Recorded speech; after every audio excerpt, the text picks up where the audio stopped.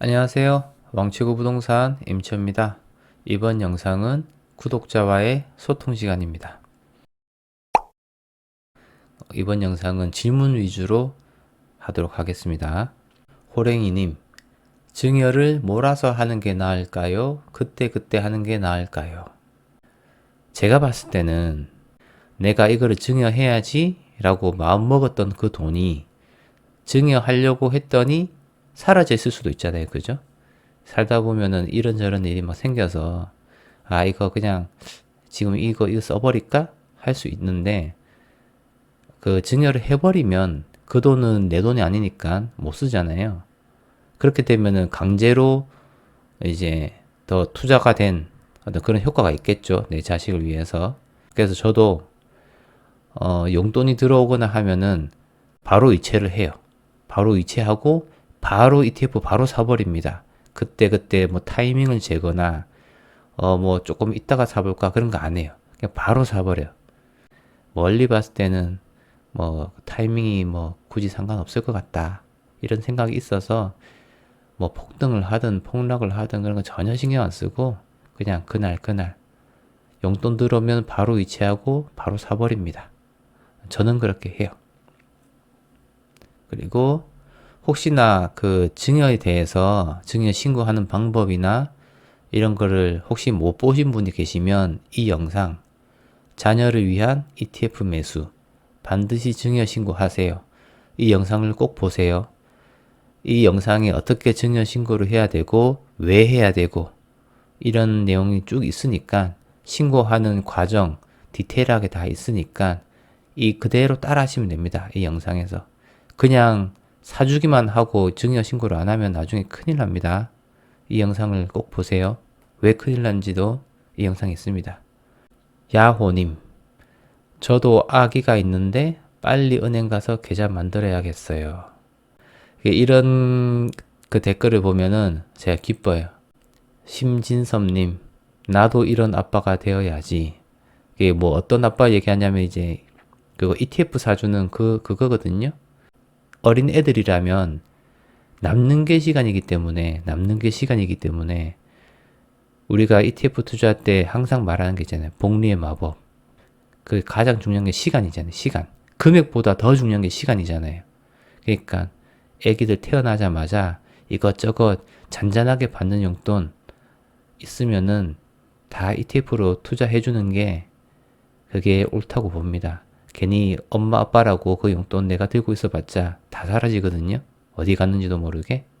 그러니까 득근 대위님 안녕하세요.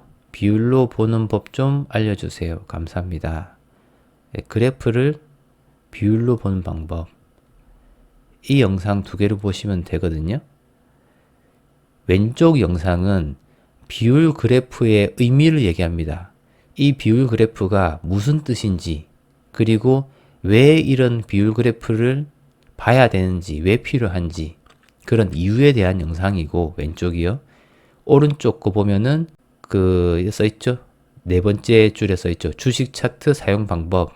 이 질문에 대한 대답이거든요. 그 동영상으로 제가 보여드렸으니까 이 영상을 보시면 돼요. 이것도 똑같이 구독자와의 소통 시간 그 시리즈에 있으니까 여기 찾아서 보시면 자세하게 저도 설명해 놨습니다.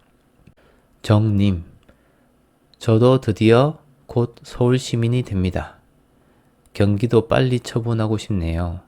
좋은 정보 매번 감사합니다. 감사합니다. 제가 강조를 드리는 게 부동산은 입지다. 결국 시간이 지나서 허물어질 것 다 허물어지고 남는 거는 입지밖에 없거든요. 부동산이란 거는. 그래서 무조건 상품을 보지 말고 입지를 봐라. 상품은 바뀔 수 있지만 입지는 안 바뀌기 때문에 그런 말을 했는데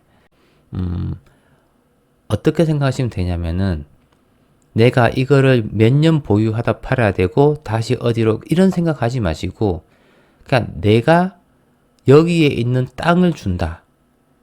뭐 몇 평 안 되더라도 그냥 내가 여기 위치에 있는 부동산을 내 손주한테 물려준다. 그 생각만 하시고 투자하시거나 사시면 돼요. 그러면은 뭐 아무 생각할 것도 없고 고민할 것도 없어요. 그래서 투자가 쉽다라는 겁니다. 복잡할 게 하나도 없다라는 거예요. 파이어폭스님, 소장님 영상 잘 보고 있습니다.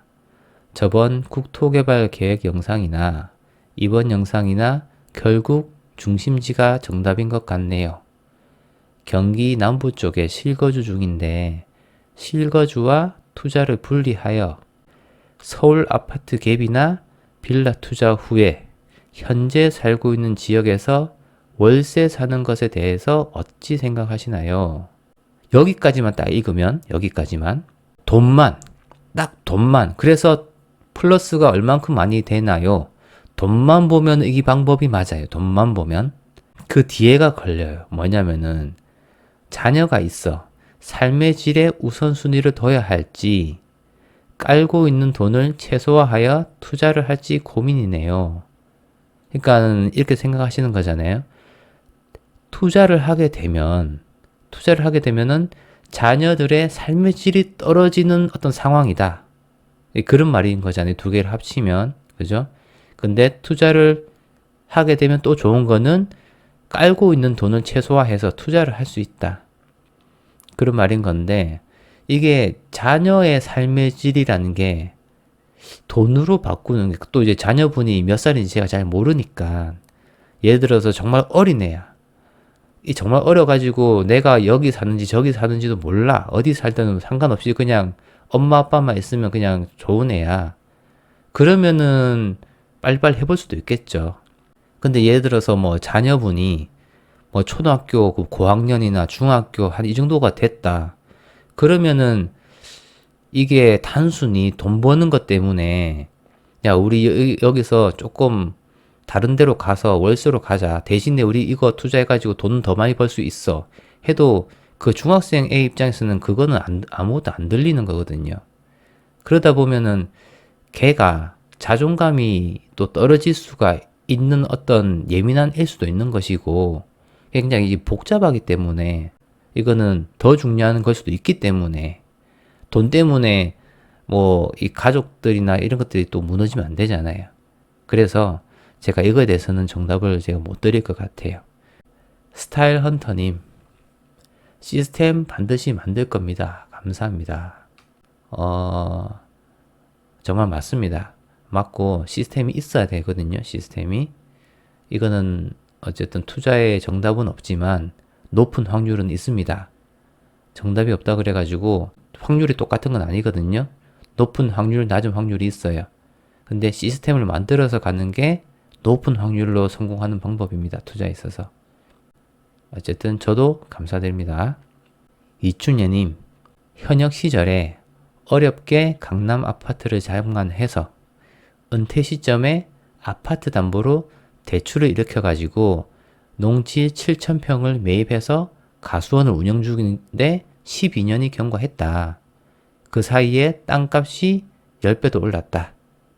그 땅을 농지연금 신청해서 매달 300만원씩 생활비를 받는데 그걸 생활비로 쓰지 않고 ETF를 지속적으로 매입할 예정이다.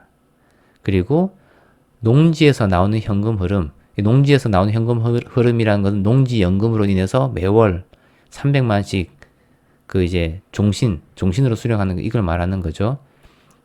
이 현금 흐름으로 지속적으로 수익성이 높은 위험 자산인 레버리지 이런 ETF를 사면 되겠다라는 확신이 든다.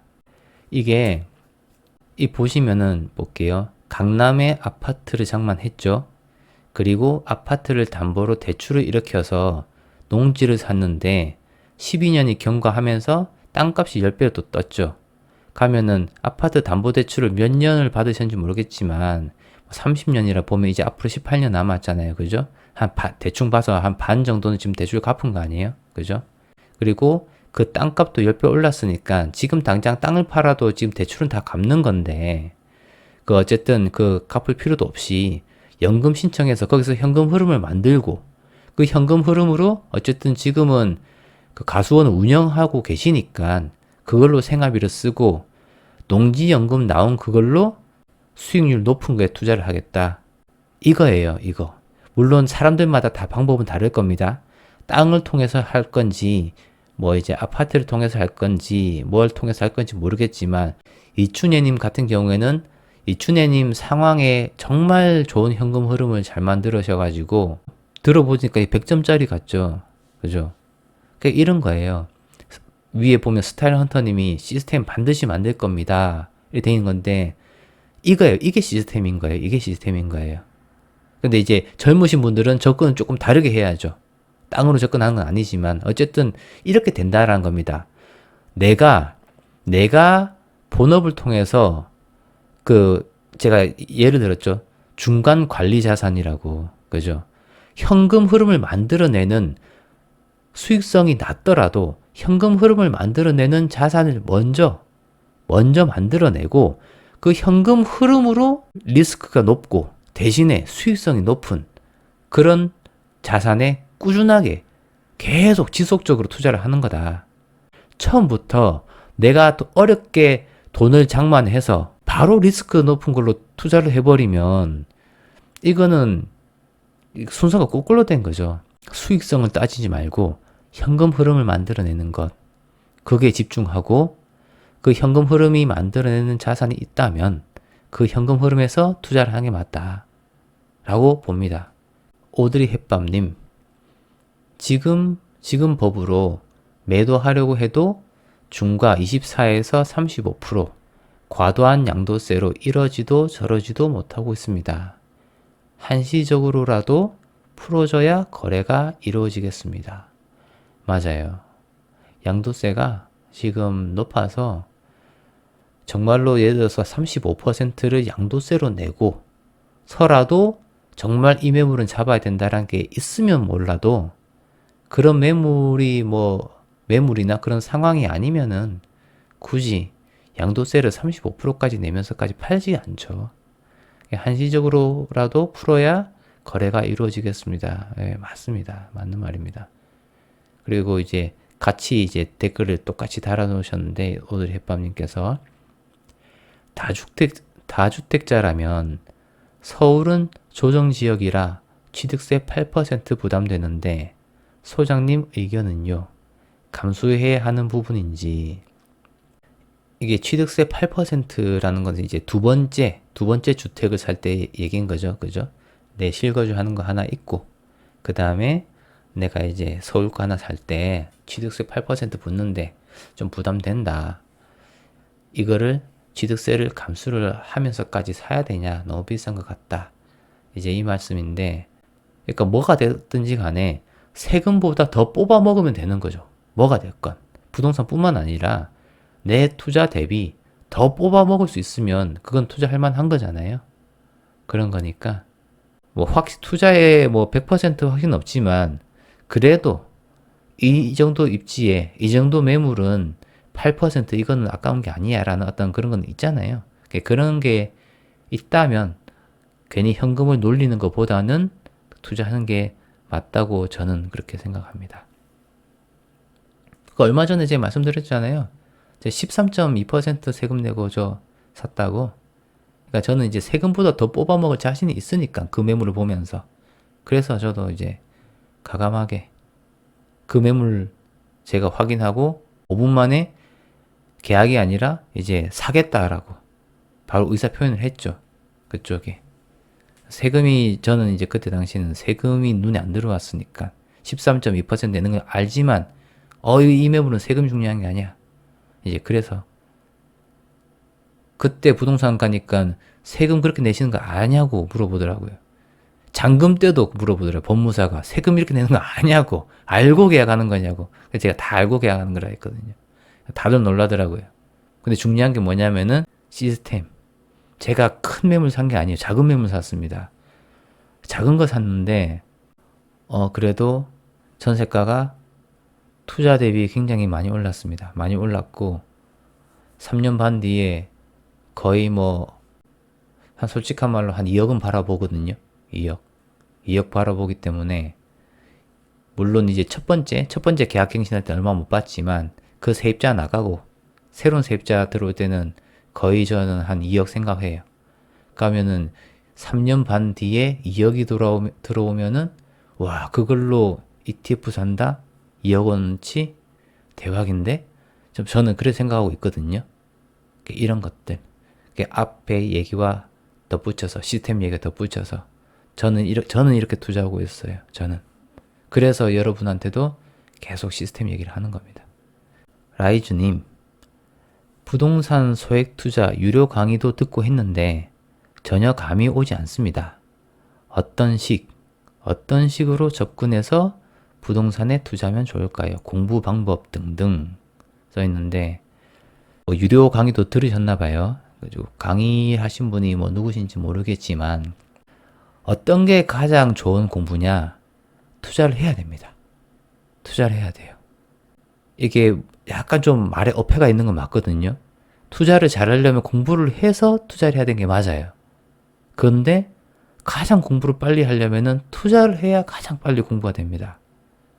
이게 약간 좀 말이 안 맞는 소리인데, 무슨 말인지 아시겠죠? 이 투자해 보신 분들은. 그죠? 공감 가죠? 투자를 해야 배우고요. 배우기 위해서 배우면 전혀 이제 감정이입이 안 되기 때문에 그냥 공부로서 끝나버리거든요. 주식도 보면 내가 한 주라도 사놓으면 관심이 가고 이게 오르고 내리고를 보면서 그때부터 막 본격적으로 공부가 되죠. 막 유튜브도 찾아보게 되고. 부동산도 일단 좋다 해가지고 사잖아요? 사고 나면 꼭 후회가 돼요. 야, 이 돈이면 여기 사는 게 아니네. 다른 걸 샀어야 되네. 다른 동네 걸 샀어야 되네. 이게 보이거든요. 사고 나면 보여요. 이게.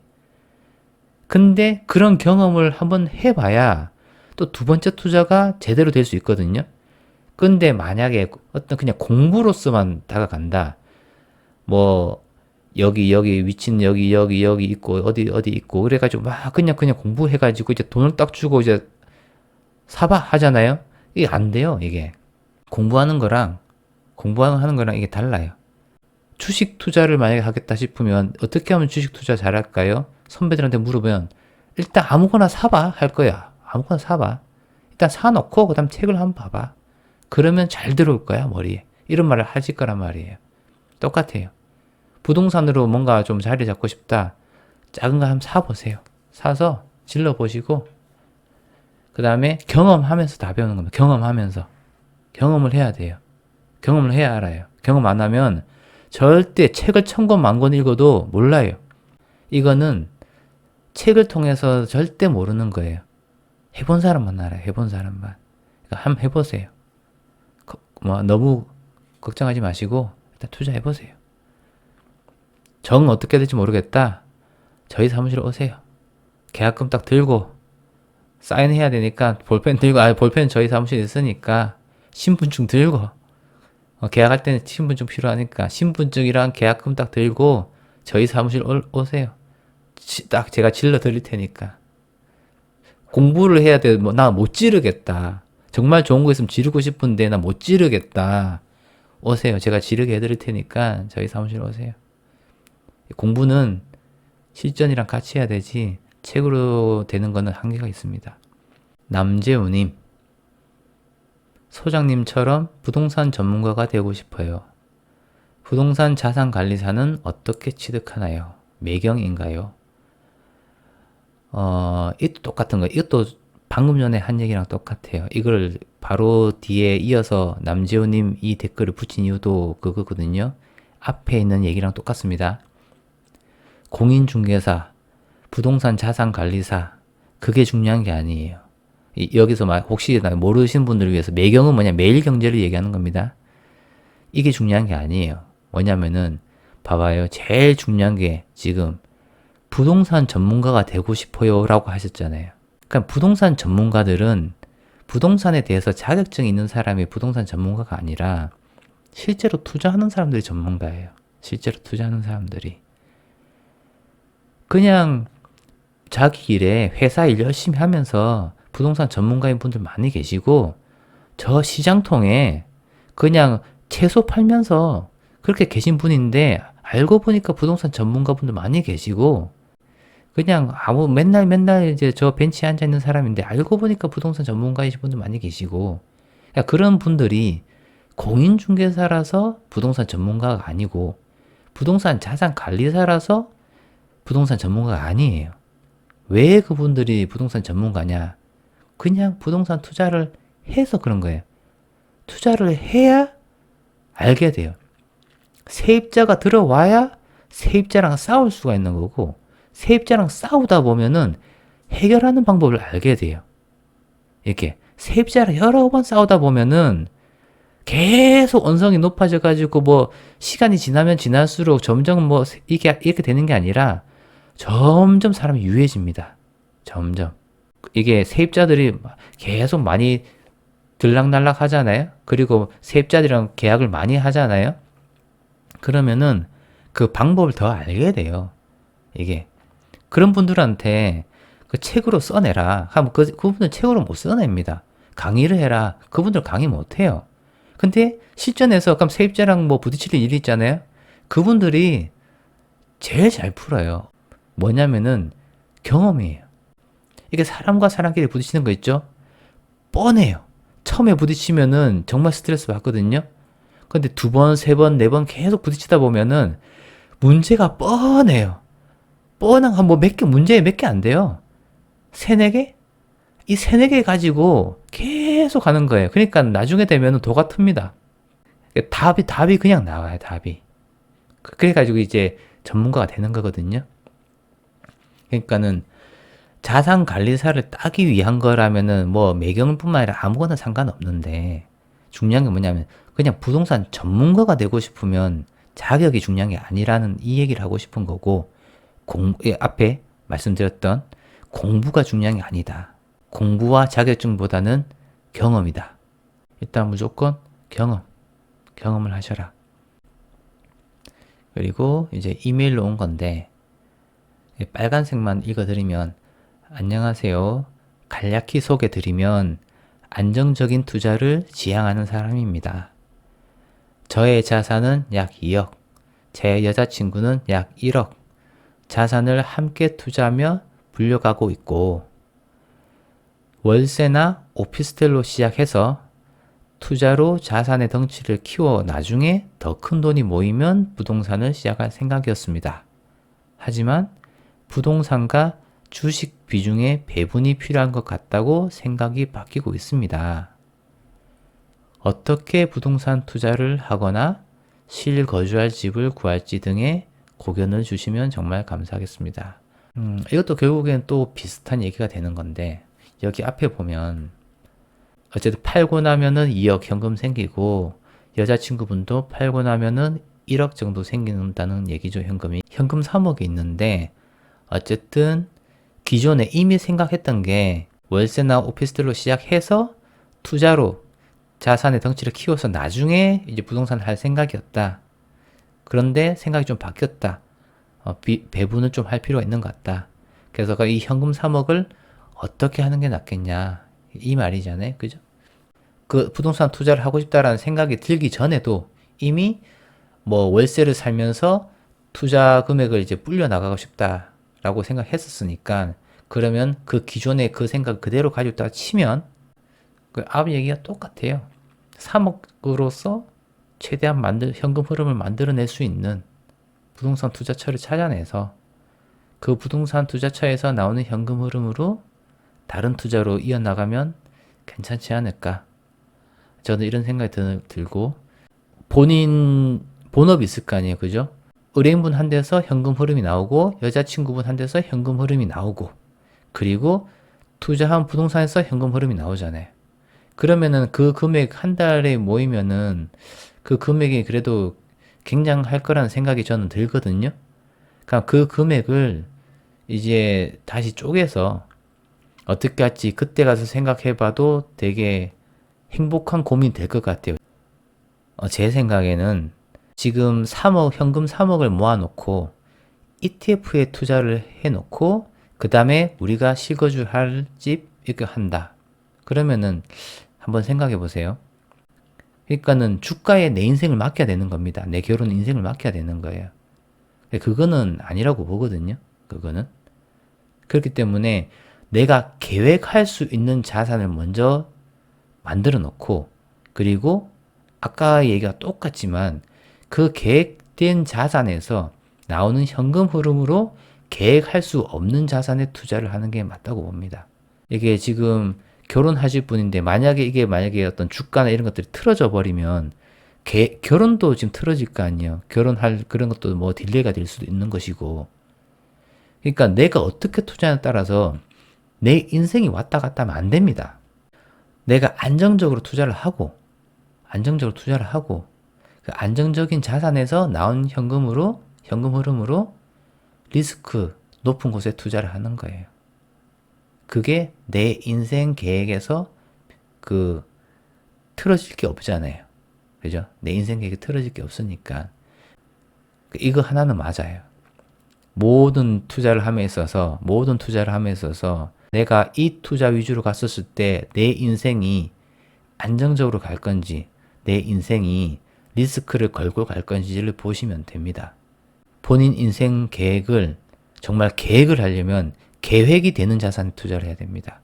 계획이 안 되는 자산에 투자를 해놓고 내 인생 계획을 세우면 말이 안 되는 거죠. 앞뒤가 안 맞는 거잖아요. 그죠?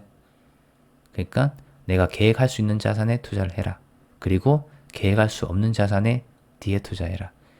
오르거니 내리거니 하면서 나중에 자산 덩치는 더 커질 수 있어요. 그때 포트폴리오를 다시 짜라. 다시 덩치가 비슷하게끔. 저는 이제 그 말입니다. 다른 분입니다.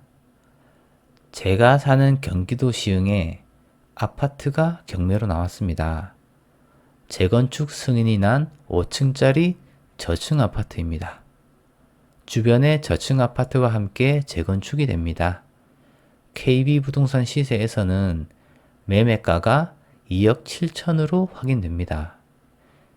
매매가가 2억 7천으로 확인이 되는데 최저 매각 가격이 1억 4,700에 나왔는데 소장님의 생각은 어떠신지요? 중요한 거는 제가 이걸 떠나서 얘기하는 겁니다. 뭐냐면은 제일 위에 있는 그 빨간 줄 있죠? 이게 제 마음이 좀 걸리는 거예요. 제가 사는 경기도 시흥에 이 말에. 왜냐면은 거의 대부분이, 그러니까 이분은 그래도 이제 한 단계 발전된 거예요. 주거하는 부동산과 투자하는 부동산은 거의 대부분이 분리를 못해요. 내가 사는 곳이 곧 투자하는 부동산이다 라고 이제 생각하시거든요. 근데 어쨌든 이분 입장에서는 내가 거주하는 곳과 투자하는 곳을 분리했으니까 했는데, 중요한 게 지역이 그래도 내가 주거하는 곳 주변에 있는 이제 아파트를 보셔가지고 혹시나 싶어서 이게 습관이 될까봐 약간 이제 염려스러운 건 있어요. 뭐냐면은 여기서 만약에 재미를 보잖아요. 이게 진짜 축하해야 될 일인지 슬퍼해야 될 일인지 이게 애매한 거예요. 돈을 벌어버리면 되네? 이래 버리거든요. 그러면 또 동네에서 찾게 돼 있어요. 경매를 하시더라도 내가 사는 곳은 시흥이지만 시흥보다 더 입지 좋은 곳을 보겠어. 이렇게 하시면은 정말 뭐 상관이 없는데, 혹시나 그 주변만 계속 찾다가 그냥 그 지역에 얽매여 버릴까봐. 그래서 저는 이제 그게 살짝 염려가 되는 부분은 있습니다. 그리고 혹시라도 여기 지방에 계신 분들이 듣고 계시면 서울에 투자하는 거 그런 거 뭐 힘든 거 아니거든요. 내 돈이 뭐 투자하는 거지 내 몸이가 투자하는 거 아니잖아요. 그죠? 한번 가서 계약서에 사인 한 번만 하면은 끝나는 건데, 그러니까 너무 내 지역에서 찾으려고 하지 마시고, 부럽다. 서울 아파트 저렇게 올라가는데, 나는 지역에 사니까 나는 서울 모르잖아. 그렇게 생각하실 필요 없어요. 하실 필요가 없으시고, 그냥 서울 부동산에 관심을 가지시면 그냥 이제 뭐 보여요. 서울에 있는 부동산에 관심 없는 사람보다 지방에 계시는 서울에 관심 많으신 분들이 훨씬 더 많이 압니다. 서울 부동산에 대해서. 그러니까 지방에 산다 그래가지고 나 억울하다. 나 서울 못 살아서 안 살아서 억울하다. 전혀 그렇게 생각하실 필요 없고 그냥 관심을 서울에 두시면 됩니다. 그리고 마지막인데 이분 댓글을 보면서 제가 어떤 새로운 코너를 제가 상상하게 됐거든요. 그리고 정말 이렇게 진행하면 좋겠다는 생각이 들어서 이제 말씀드리는 건데, 어떤 거냐면 펫바인더 크릴 오일 EAA 육겹바님께서 이제 쓰신 글인데, 제 경험 중에 좋았던 것 하나 소개해드리면 레이 달리오 경제는 어떻게 움직이는가 30분짜리 영상을 보는 것을 추천드립니다. 부채, 신용, 금리, 이자, 경기에 대한 이해가 되며, 그게 이해가 되면 양적 완화, 양적 긴축, 금리 인상, 인플레이션 등등 너무 쉽게 이해가 되는 백그라운드 자료입니다. 많은 분들이 보셨으면 하는 내용입니다. 구독자분들이 다양한 채널을 보실 거 아니에요, 그죠? 그 다양한 채널을 보는 것 중에서 나 이거 정말 괜찮더라. 그러니까 경제에 가는 겁니다. 경제, 어떤 경제나 투자, 그리고 또 뭐 이제 미래가 어떻게 될 것인가, 어떤 그런 것들 대해서 이거 정말 괜찮더라 하면은 서로 공유할 수 있는 어떤 그런 장이 있으면 좋지 않을까, 그런 생각이 들어서 제가 보면은 이제 여러 시리즈가 있죠. 뭐 투자의 뼈대 세우기, 뭐 투자의 살붙이기, 뭐 구독자와의 소통 시간, 뭐 이런 여러 시리즈가 있는데, 뭐 어떤 한 시리즈를 하나 더 만들어서, 예를 들어서 뭐 이름은 아직 정해진 건 없지만 뭐 영상 추천 뭐 이런 것들 있잖아요. 함께 뭐 경제 함께 공부해봐요, 뭐 이런 식, 그런 걸 하면 그 밑에 댓글에 이런 영상도 있다, 이런 영상도 추천한다, 그러면은 서로가 같이 경제 공부할 수 있지 않을까, 저는 그런 생각이 좀 많이 들거든요. 어떤 채널에 이 영상 정말 괜찮다, 내용은 대충 내용을 얘기하는 거죠. 이건데 그 댓글을 달면은 이제 그 내용에 대해서 관심 있는 분들은 또 이제 바로 쉽게 찾아서 들어갈 수 있겠죠. 그러면은 서로가 같이 공부할 수 있으니까, 서로가 같이. 어차피 저희 채널에 들어오신 분들은 궁금해하는 것들이 거의 비슷할 거란 말이에요. 거의 비슷할 건데, 그러면서도 이제 조금 다른 부분이 있으니까 그거를 서로가 채워나갈 수 있지 않을까, 이 코너를 통해서. 이런 생각이 들어서 이런 코너는 정말 하나 만들고 싶다, 이런 생각이 들었어요. 그러면 이제 저희 구독자분들의 많은 어떤 뭐 참여라 해야 되나요? 호응이라 해야 되나요? 그런 걸 제가 좀 이제 부탁을 좀 드려야 되는데, 일단 제가 이제 여기 경제는 어떻게 움직이는가, 이거부터 한번 시작해 볼게요. 레이 달리오의 경제는 어떻게 움직이는가, 이거부터 시작해 가지고 저 나름 추천하는 어떤 영상, 그리고 또 밑에 댓글에 보면은 저도 이 영상은 저 추천합니다 하면은 또 그 영상 또 다음에 또 이제 추천해 드리고, 이런 식으로 해 가지고 서로가 못 봤던 영상들에 대해서 어떤 영감을 받을 수 있고, 어떤 저희가 뭐 투자를 함에 있어서, 경제를 알미에 있어서 많은 도움이 될 수 있는 것들, 그런 걸 함께 나눠봤으면 좋겠습니다.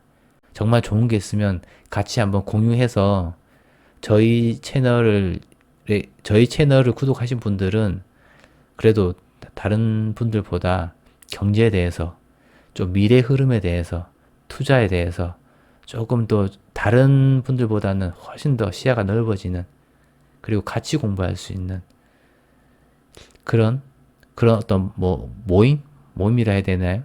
뭐 온라인 모임이겠죠? 그런 모임이 돼봤으면 합니다. 오늘 영상이 조금 부동산을 많이 강조하게 됐는데, 왜 그러냐면은 폭락장에서 정말 절실하게 느낍니다. 포트폴리오 분산, 안전자산이 우선이고 그 다음에 위험자산으로 가야 된다는 거. 저는 두 개 다 투자하고 있잖아요. 그리고 저뿐만 아니라 전화 주시는 큰 손분들, 그분들도 다 그렇게 투자하고 계세요. 사이즈가 작냐 크냐의 차이인 거지 시스템이 똑같더라고요. 놀랄 정도로 똑같아요, 시스템이. 그래서 투자의 정답은 없지만 정말 높은 확률로 성공할 방법은 있구나. 그리고 똑같구나, 방법이 똑같구나. 그거를 절실하게 느꼈거든요. 그러다 보니까 이 시스템을 지금 저희 구독자분들한테 이제 많이 강조를 하죠. 부동산 가지고 있는 사람, 그리고 ETF만 투자하는 사람의 차이를 제가 극명하게 봐서, ETF만 투자하시는 분들의 그런 고민 상담도 제가 전화를 많이 받습니다. 많이 받아요. 근데 이제 그거를 잘 못 깨시더라고요. 아, 이게 일정한 룰이 있구나라는 게 느껴지기 때문에 그래서 이 룰을 모르시는 분들한테 이 룰이 이렇습니다라고 계속 말씀드리는 겁니다. 그래서 부동산을 이번에 좀 강조를 많이 하게 됐습니다. 이만 줄이도록 하겠습니다. 감사합니다.